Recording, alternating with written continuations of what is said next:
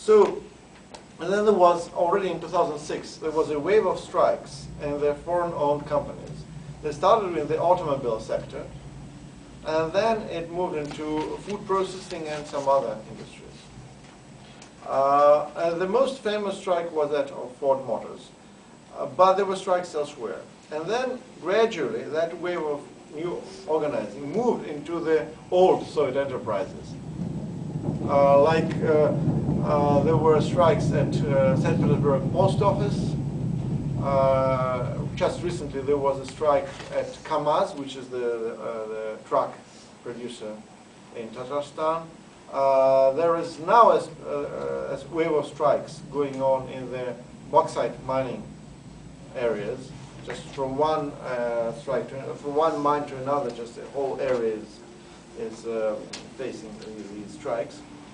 And among other things, that became a serious issue for the public, for the general public.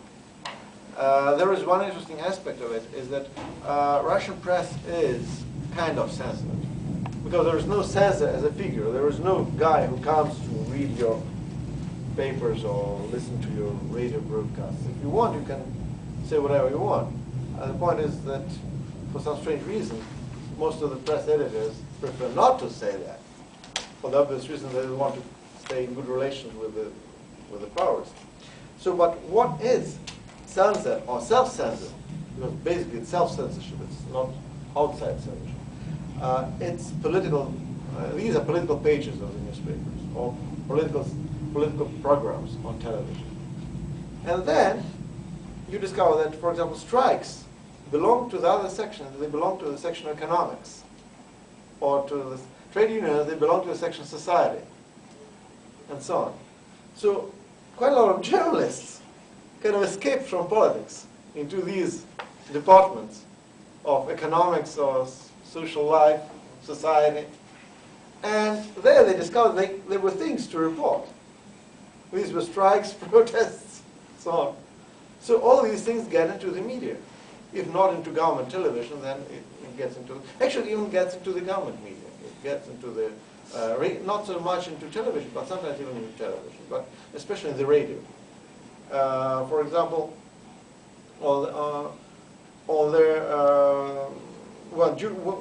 just during the bauxite strike, I was interviewed as a person representing the labor point of view, the union point of view.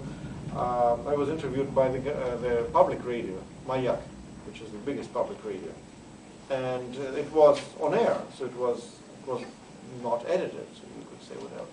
But more, even kind of funny, I just right before leaving for Canada, I was invited to go to Russia Today television, which is a propaganda television for Putin and Medvedev in English language. And the guy running the show was Alexander Gurnov, who was a very prominent Russian presenter. Actually, you'll have a chance to see it on the 1st of May, because that wasn't, it was recorded for the 1st of May. And knowing that this was the government propaganda tool, and knowing that people could have problems, I was very cautious, just wording everything in a very, very kind of careful way, not to create problems for those nice people who at least do this broadcast and so on.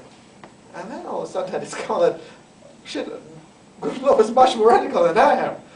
He says things I don't dare to say at this show. He speaks about the system, he speaks about class struggle, all of a sudden uses the words.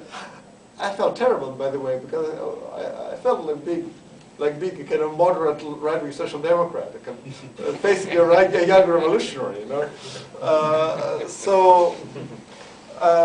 Anyhow, that just gives you some idea that there is some pressure inside the society, including inside the media, to report these things, to discuss and so on. It's becoming an issue for the media. So that also leads to a situation where the unions are growing. They're acquiring a new generation of leaders who are much more militant, who are politically conscious, though there are limits to their political consciousness, because they openly declare that they are on the left, people like Etmanov, or the chair of the All-Russian Confederation of Labor, which is the biggest independent confederation, Boris Kagarlitsky, who was actually one of the co-founders of our institute. And our institute is technically part of VKT, of the All-Russian Confederation of Labor. We share the same office, and we actually do some of their propaganda materials. We translate their stuff into English and so on. So we do a bit of their kind of PR work. So if you take Kravchenko, he's a person who openly says that he's a Marxist. Okay, so this guy is the chair of All-Russian Confederation of Labor. But still, you should not exaggerate the level of their radicalism, because first and foremost, they're union leaders.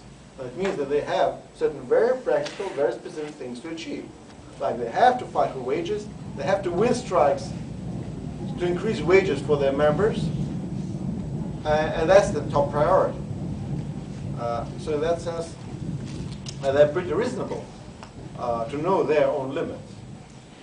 So now speaking about the left proper, the ideological left, what was happening. So as I told you, the Stalinist left was declining, while the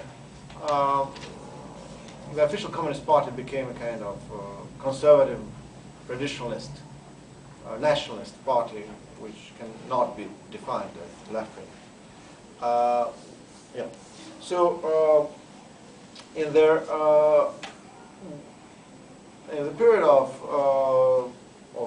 monetization rights, there was an upsurge of leftist political groups, which were either Trotskyist or kind of neo-Stalinists sometimes, kind of regaining the spirit of the Stalinist groups of the early 1990s, the ones like RKRP and so on, Russian Workers' Communist Party.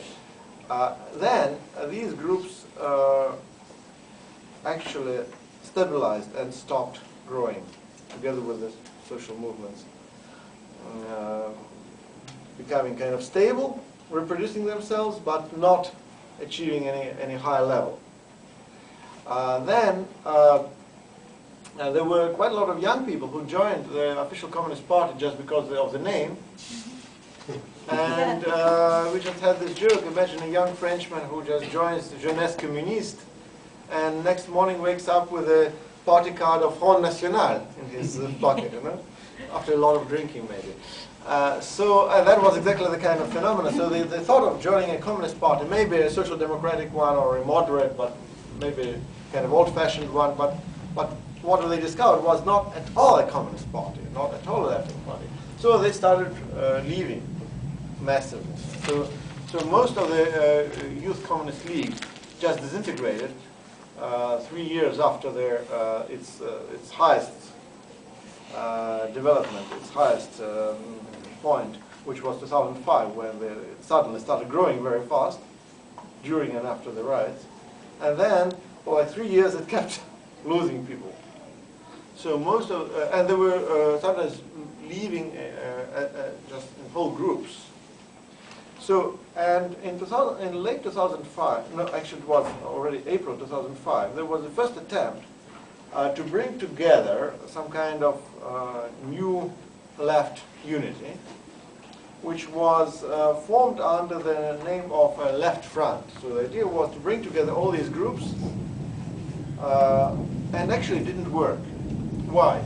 First of all, because there was a mechanical attempt to bring together different groups without considering their politics. One. Second, it was an attempt to build this unity on the ideological rather than political basis. So we share some general values. So that means we have to be together. But politics were not discussed. All of a sudden you discover that these groups probably they proclaim the same values, but they do not share the same politics. More, then you discover that you need a very clear political project around which you build up. Because probably you will not need some of these groups. And maybe they will not need you. It's not, because what are you uniting people for?